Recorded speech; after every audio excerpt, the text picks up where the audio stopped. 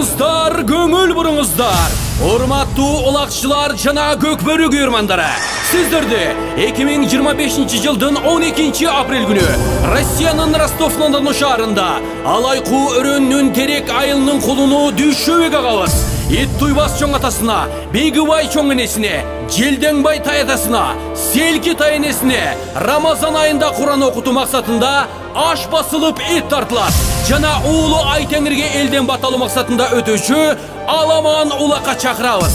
Аламанга коюлуучу сорундар 50 миңден 10 жолу, 100 миңден 5 жолу, баш байге 200 миң жана алтын кур.